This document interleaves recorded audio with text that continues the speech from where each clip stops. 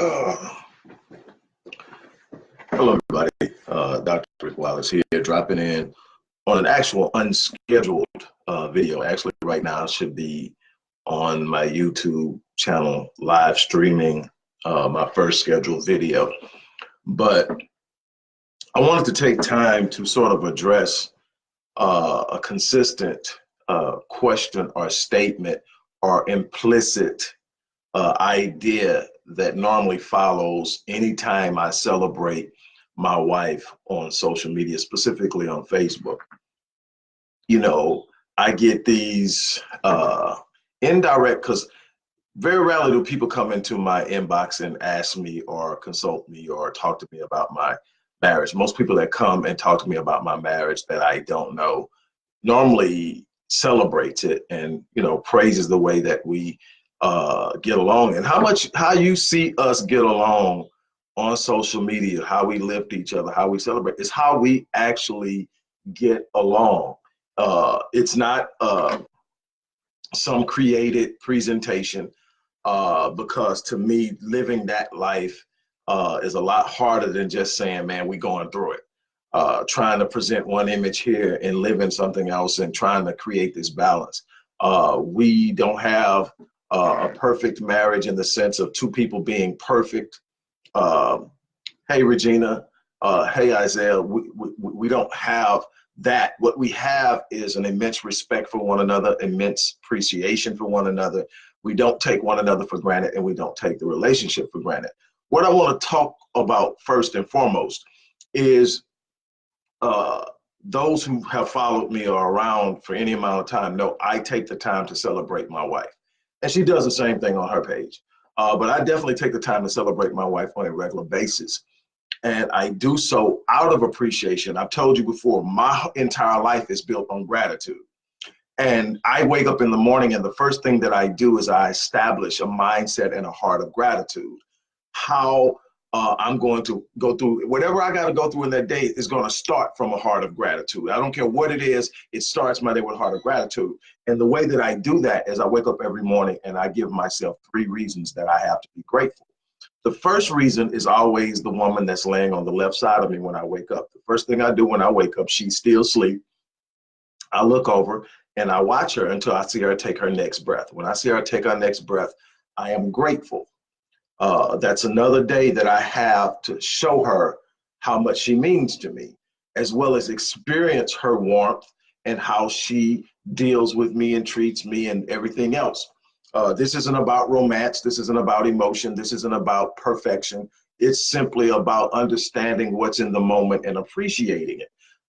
And I'm going to get to this, but what I've gotten a lot of is, you know, when you big up somebody like that, and it's amazing, it's really sad, but it's amazing how many people think of that way. When you start big upping somebody like that, what would you do if one day y'all broke up? What would you do if one day she did something horrible and hurt you? What would you do one day if, and how are you going to go back and explain it to all these people you just big up and celebrating and doing all that stuff for? Here's my explanation, the answer to that question. Not that anybody that's asking that question deserves it, but maybe I'll give somebody a perspective into how relationships work and how true love works and how I view love and how I handle my wife. Okay, I've been married twice before my wife, and they collapsed, they failed. I have good relationships with both my ex-wives, so I'm not going to go off into and say anything. But what I'm going to say is they failed. So what that taught me was that you just can't go in with your eyes closed and say, man, it's going to work. I'm going to be married forever and everything's going to be great, great, great, great. Life happens. People grow apart. People find out that you find out they aren't who they say they are. So many different things can happen that will send a marriage into a dark place and cause it to fall apart. I learned that. So between the breaking of the second marriage and the beginning of the first, I went through a period of 12 years of just research and study, getting to understand myself, getting to understand what drives relationships, what was really true love versus what the idea of romance and emotion has brought into the equation, what responsibility and covenant means, so much. So when you see me celebrating my wife, it's not with an idea that I 100% know without a shadow of a doubt that nothing's ever going to go wrong and we're going to fall apart. What I know is what I have now deserves to be appreciated. And I appreciate it at a level that says there's nothing inside of me that doesn't appreciate you. It's not my appreciation for you. It's not based on you being perfect. It's based on the warmth you give, the trueness that you bring to the table. It's based on the fact that I can see my reflection in you. I was once told by a man that I still have a lot of respect for, and a lot of you would know him. He's a pastor at a pretty big church here in Houston. And he told me, I was asking questions about some other guy that we had just came in contact with. And I said, what do you think about him? And his response was, I don't know yet. I haven't met his wife. And I was like, okay, explain. He says, you can determine or discern the character of a man by observing the countenance of his wife. And I'm like, wow. He says, if you want your character reflected at its highest level, then you must be first and foremost a husband at home before you're a businessman, a preacher, a spiritualist, whatever it is you're trying to be. You can't be that until you become a husband to your wife. And see, because that's going to reflect. People are going to look at her and know who you are. And so my appreciation is that I can see my reflection. I can see when I look at her and how she looks at me. I can see my reflection of what I'm trying to become, not just to her, but for her. I can see it. So it's a reason to be appreciative. It's my thing is, and then I've had people say, well, what you know, how you gonna feel, you know, if it don't, you know, if it don't work out. Well, here's how I feel now. I feel that I've been blessed, I've been gifted, that I have something extremely special in front of me. And I planned on spending the rest of my life showing my appreciation and building it and making it stronger. If for whatever reason, because I've grown and I'm mature enough now to understand life don't always deal to you what you want. If for some reason something goes dramatically wrong and it doesn't come out the way I foresee it coming out, it does not change what I'm experiencing now. And the problem with so many people is that they can't appreciate what they have now for the fear of what might come. People can't say, I love you and there's nothing I won't do for you, because they are worried that somewhere down the line, they're going to be made to look like a fool. The way I love this woman and the way this woman loves me, there's absolutely nothing that will happen in the future that will make me feel foolish. I understand things happen. I don't believe that anything is going to happen to that extent. I expect there to be challenges. I expect anything worth having comes with challenges. I'm not worried about the challenges. I'm worried about the realness. I'm worried about the authenticity. I'm worried about the genuineness of what we're experiencing. And what I will not do is have lived my life in one of the most joyous parts of it and not be able to celebrate it because I'm worried about what might come. That's a problem. I don't have a crystal ball in front of me that can tell me without a shadow of a doubt, without any possibility, there's never ever anything going to happen to this marriage. What I understand is that's not how life happens. That doesn't require faith. That doesn't require an absolute commitment. The one thing I can tell you is the reason that I celebrate her the way I do is that I will never be guilty of taking her for granted.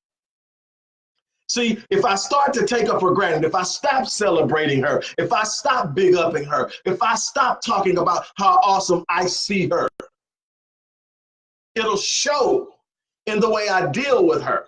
It'll show in how I handle the challenges. And I never say that our marriage is perfect. We have our challenges, but we operate in a place where it's never coming from any ill will towards one another. We're trying to learn one another. We're trying to understand one another. We're trying to build something, and sometimes it gets caught up. But I'm never at a point where I'm looking at her saying, she don't care about me. She don't love me. I understand, and you got to understand the dynamic. Anytime people come together and life has happened into them over the course of years, They bring some stuff with them, and you got to work through that. And so I don't expect perfection. What I'm doing is I'm experiencing something that I never experienced in the past. And I'm celebrating it because it's rare. And I'm trying to be a model to men that it's okay to love your wife openly. It's okay to speak highly of someone that you have called and your mate and your partner and your princess and your priest and your king and your queen. It's okay to sit up and say, I love you. I'm trying to teach little boys through Black Men Lead that you have to learn to appreciate the woman for who she is. You got to learn to see the beauty beyond what she has on the surface. You got to learn that there's something on the inside of her that you need to fully be you. There's a birthing on the inside of her that births greatness in you, and you got to be able to tap into it. But it comes through appreciation that creates an environment for her to be who she is. I will not live my life in any area, and definitely in the way of my marriage. I will not live my life in any area where I can't be fully who I am now because I'm worried about I'm going to deal with what's coming tomorrow when tomorrow gets here. I'm going to do everything I can to be as prepared as I possibly can be in order to deal with it, but I'm not going to sit up and be inactive. Not going to sit up. I'm going to big up my woman as much as I like. And what she'll actually tell you is some of the moments that I came out and big upped her in the biggest way was some of the times that we had just bumped heads. See, that's what love is. See, love isn't when somebody's doing everything you want them to do, how you want them to do it, when you want them to do it, and everything else. Love is sitting up and understanding the commitment. Love is understanding what comes with the responsibility of connectivity, of becoming one, of being shaped into something that's so much synergistically powerful than any one of you can be as an individual. It's that. And so you have to understand sometimes that this is more than about me. It's bigger than me. It challenges you to be selfless. Gary, wow. Oh, man. Lost this, man, as much as I mentioned this guy, Gary Thomas. Gary Thomas in his book, Sacred Marriage, brings a big point to the point, whether you're Christian or not, it really doesn't matter. What matters is the understanding of how a relationship of that intimacy, of that level of commitment, how it should operate. And Gary Thomas in his book, Sacred Marriage, asks at the beginning of the marriage, he asks, what if God's purpose for marriage wasn't so much to make you happy as it was to make you holy? Now, if you break that down and you take the religiosity out of it, what is it saying? Marriage is the place where you're going to be challenged more than any other place in life to be selfless. You're going to be challenged more than any other place in life to be patient. You're going to be challenged more than any other place in life to see the bigger picture beyond your feelings, beyond what you want. If there's something greater, because in this marriage, kids are going to come out of it that need you to instill in them and inculcate into their psyche values, interests, and principles that will guide them into greatness. And it comes out of the institution of marriage, and it demands that you be more committed to the success of the marriage than you are to your feelings.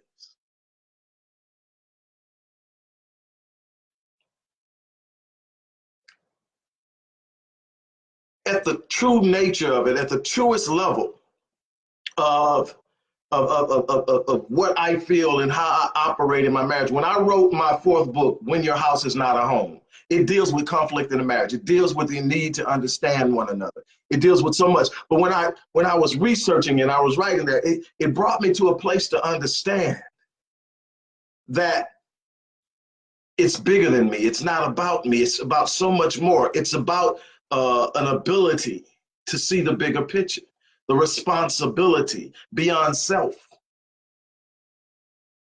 And so when I celebrate my wife, there's never the idea that at some point it won't work. I never entertained that idea. But if it doesn't, it doesn't change the blessing that I'm experiencing now. And it would be a shame to sit up and not celebrate this awesome thing because of what might happen. And here's the thing, when you understand energy, when you understand quantum physics, you understand energy and how God designed this universe to work, what you understand is when you start thinking about what might happen and that what might happen is negative, it brings you down a certain number of frequency levels, and it lowers your vibration, and it creates this resonating force in which the negativity that you are now experiencing based on this idea or presumption or assumption of what might happen. Now you're thinking negatively. Now you're behaving negatively. Now you're actually creating the reality you fear because you're entertaining it. I celebrate my wife because she deserves to be celebrated, because of who she is, because of what she's become, because of what she's overcome, because of all of those things. So much in her life should have took her out. I get to be a part of what she's becoming. She selected me to be a part of it. I selected her to be a part of who I am. We made a commitment, and and the thing is, here's something else, and it's a little of things. Stop talking your marriage business to everybody. Stop talking your marriage business and definitely not to somebody who's not married or has a negative view of marriage or of people of the opposite sex. You shouldn't be spending time around people who have a negative view of something you're trying to build. That doesn't even make sense. But yet you're out there talking about something because you're mad in the moment. You're upset in the moment. And so you go talk to your boy or you go talk to your girl. And of course, they ain't where you at. A lot of them jealous of where you're at. And so I wouldn't take that. Dude, that's stupid. Why are you dealing? My thing is, I've got one friend who's a mentee and a friend, somebody I absolutely trust. And he'll tell you, I am not going to sit up and dog my wife in front of nobody. I tell her sometimes, man, it's rough. But when I come to him, I come to him like, tell me, what am I doing wrong? That's the way I come. Tell me what I'm doing wrong. I'm always going to look at it. If I'm the man, if I'm calling myself the head, if I'm calling myself a leader, a king, then it's the buck stops here. The buck stops with me. If I'm calling myself a king, it stops with me. So I don't go talking my business about whatever's going on in my relationship with people. And when there's something I just got to get off my chest, I go talk to this one person. He's proven to be a friend. He's never talked me wrong. He knows how much I love my wife and care about my wife. And conversation always starts with, what the heck am I doing? Not what is she doing? What am I doing? Am I setting the right environment to create what I want in my marriage, or am I finger pointing? And I'm never going to get it from somebody that's not experiencing it. I'm definitely not going to get it from somebody who can't stand the opposite sex. I'm not going to get it from somebody who has no good view of marriage. So what I do is I trust my love and my commitment to my marriage to sit up and be invested beyond my feelings. So when you ask, or you sit up and you go post somewhere else and or what else, and you're sitting up and it's a joke. You sitting up and you celebrating your wife and you're doing all this here. What if this happened? My thing is, I'm not gonna not celebrate my wife based on what might happen in the future. Plus, if I stop celebrating my wife, I start taking her for granted. The behavior and everything that comes out of that will guarantee the wrong negative idea I have about the future becomes the reality. I have to celebrate her. It's not about what's going to be in the future. It's about what's now, because it's a bunch of people don't get to experience what I get to experience. It's a bunch of people don't believe it's even possible because of the society we grew up in. And I am going to celebrate her every chance I get. I'm going to love her, and I'm going to believe that this thing is going to last forever. But what I'm going to say is, for some crazy reason, if it doesn't change the love I'm experiencing now. It can never take that away from me. It can never rob me of it. It can never change it. What I'm experiencing, I see it for what it is. It's authentic. It's real. We're experiencing it together. We're growing together. It's not something, my thing is everybody's acting like they're afraid to celebrate their wife, their husband. Man, it's good now, but what? I'm not worried about the what if. I'm believing everything good is going to happen. I'm holding a high energy level, a high frequency, a high expectation, because I know that God meets us at the level of our expectation. The universe is going to meet us at the level of our expectation. Life is going to deliver where we have our expectations set. So I'm not thinking about what could go wrong. I'm celebrating what's right, and I'm trusting that it's going to get better. And I'm going to consistently do that. Number one, she deserves it. I wouldn't be with someone that I couldn't, at this stage of my life, if I don't believe you're worth celebrating, it's a waste of time. There's so much I have to give the world that I'm not going to pour into something at this stage in my life that cannot ride with me, and I can't uphold and they can't uphold me. So for everybody that's got these ideas of, man, you big up in this person, man, don't let me see that y'all, bro. Whatever happens tomorrow, we'll deal with tomorrow. I'm going to celebrate my wife because she deserves it. I'm going to lift my wife up because she deserves it. And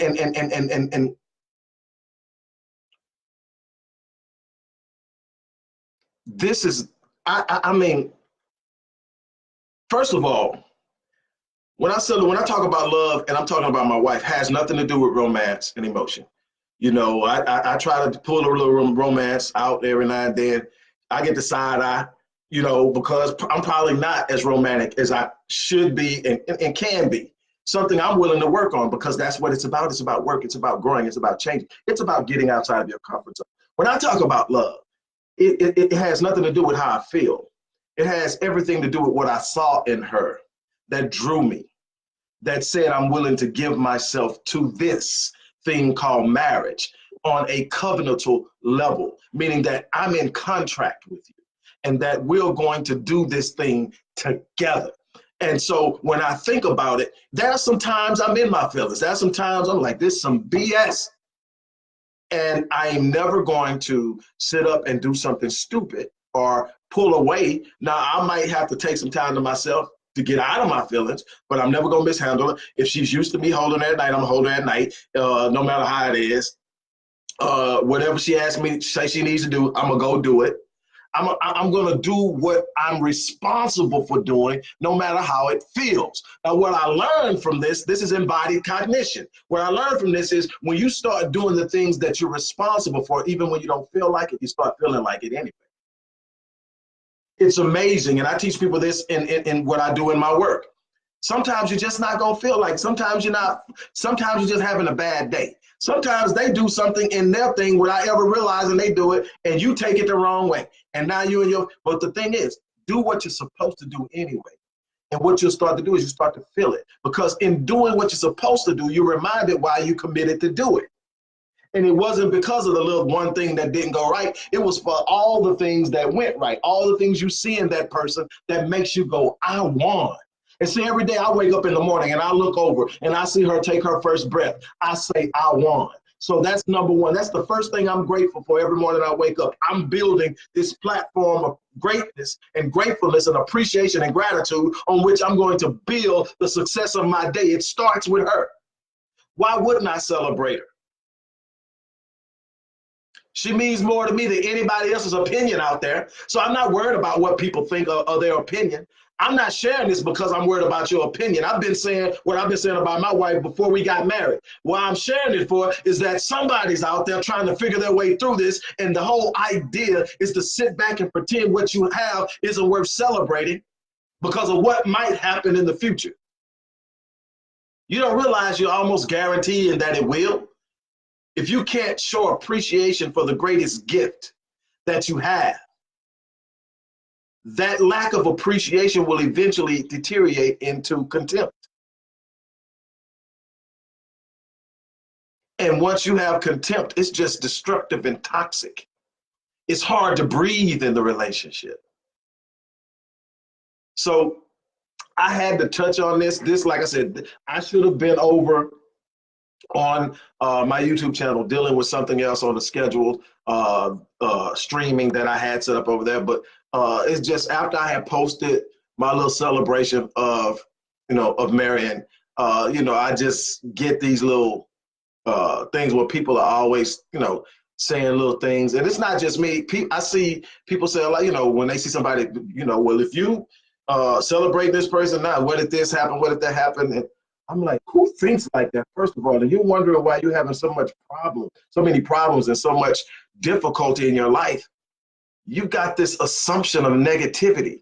Remember, God meets you at the level of your expectations. You start expecting something, you're going to get it. You're creating a reality that you don't like by focusing on what you don't want. I never, ever sit up and think about my marriage not working. And if something crazy happens and it doesn't, I still lived however many years it is if that happens.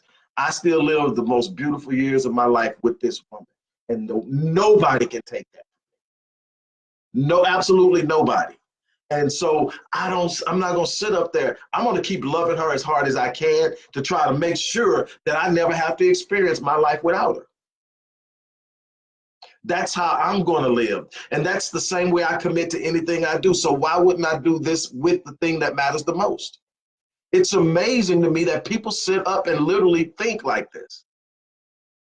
It's amazing. It totally blows my mind that people can't see people celebrate something in their life without finding a negative in it. Have we deteriorated to that point? Like I say, when I'm working with little boys with the Black Man Lead program, I'm working with kids, period. The one thing I want them to see in me is the appreciation I have for my wife, the respect I have for my wife, the way I treat my wife, because it starts there. You can't be successful in life and not have a way that you're treating your wife. You might win for a while, you might get over for a while, but when it comes back on you, it comes back on you heavy. I just want us to understand the importance, first of all, of the institution of marriage.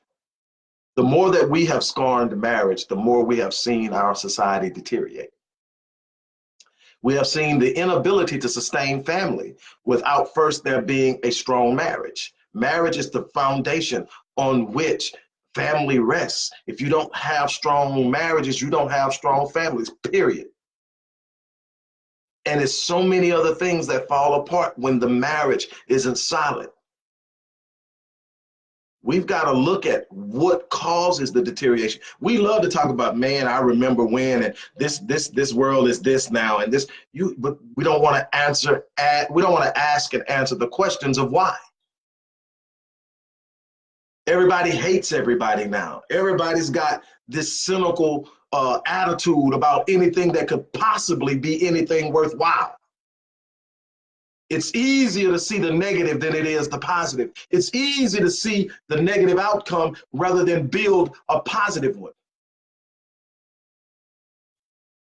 My wife and I put in work.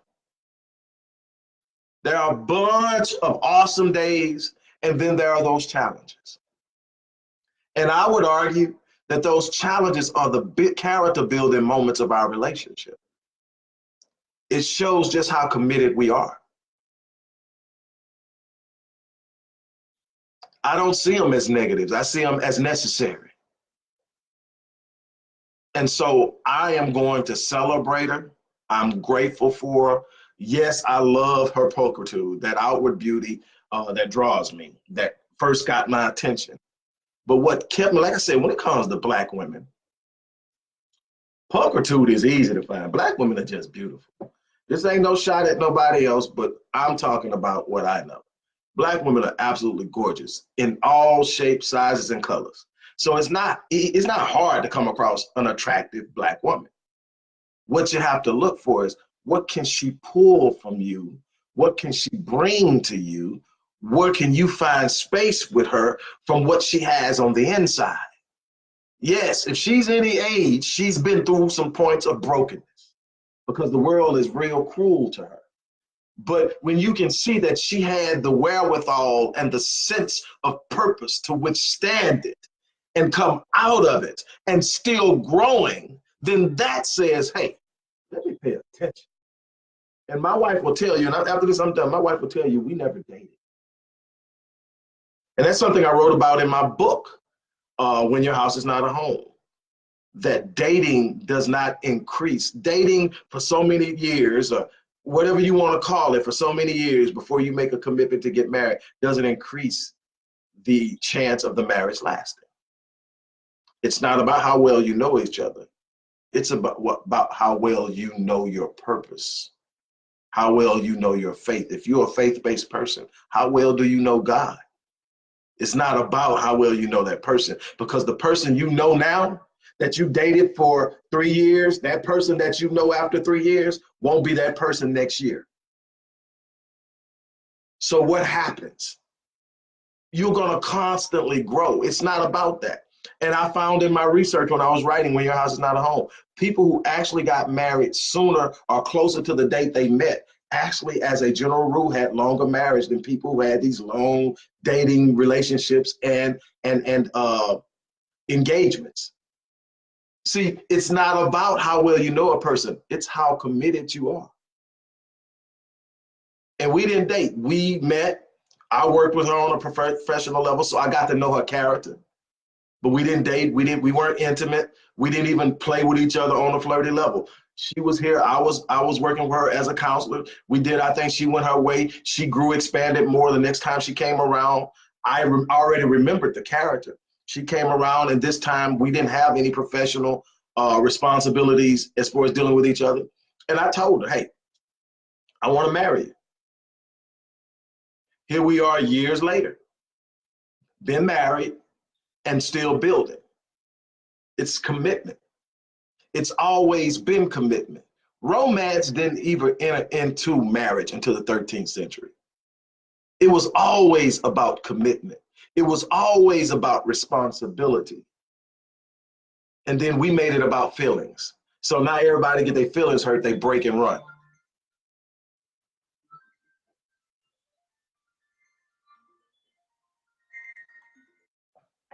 And so with that being said, I'm going to get off of here. I didn't even plan to go this long. I just kind of wanted to address that because it was blowing my mind that people thought like that. And my thing is, I am going to be unapologetic in the celebration of my wife. And and I'm never ever considering anything but enjoying her company and her presence. And whatever happens in life that may disrupt that, I'll deal with it if it comes. You know, my goal is to live a good, strong life and leave her as well set as I possibly can. Way down in the future, though, way down. You know, I don't have any desire to see her precede me in death. Other than that, anything else that happens in life, I'm ready for it. And so my thing is, and I'm encouraging all of you, love one another, man. See life in general in a way to love. Stop finding the negative in everything, because it always can. You've probably seen people, and you've seen them. Every last one of us had, where you got a person, they are naturally sad, or they're naturally angry, or they're naturally negative. And the sad person, no matter how happy of occasion, will find a reason in it to be sad. They've literally trained themselves. They condition themselves. Even in their body keeps the score. Your body has so much, your body will demand that your brain finds something that gives them that feeling that it's used to. Your body has a certain feeling, a certain chemical release that creates a certain feeling in their body, in your body. Your body has a certain feeling that you have when you're happy, when you're sad, whatever. And if you've spent enough time being sad, your body's used to it. Your brain is saying this is not a good place, but your body's demanding it. It's the same thing with chemical addiction, but it's in feelings that have chemical balance in the body. Same thing with anger. You're not happy if you're not mad. People who have this problem with anger are not happy if they're not mad.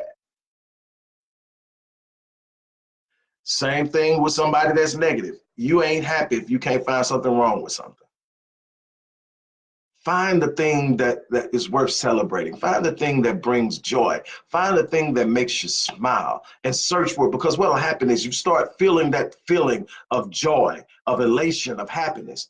that same addiction will take place, and your body will start demanding that your brain find reasons for it to feel the way it feels. That's your choice. With that being said, I'm gonna get out of here.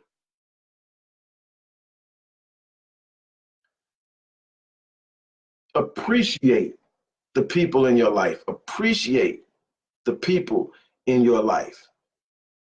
Show celebration and joy. With that, I'm gonna get off of here. I absolutely appreciate you guys for standing by. Thank you for listening. Um, I hope that what I shared moves somebody. But again, I'm gonna love my wife unapologetically with every ounce of me. Period. That's it. I'm out.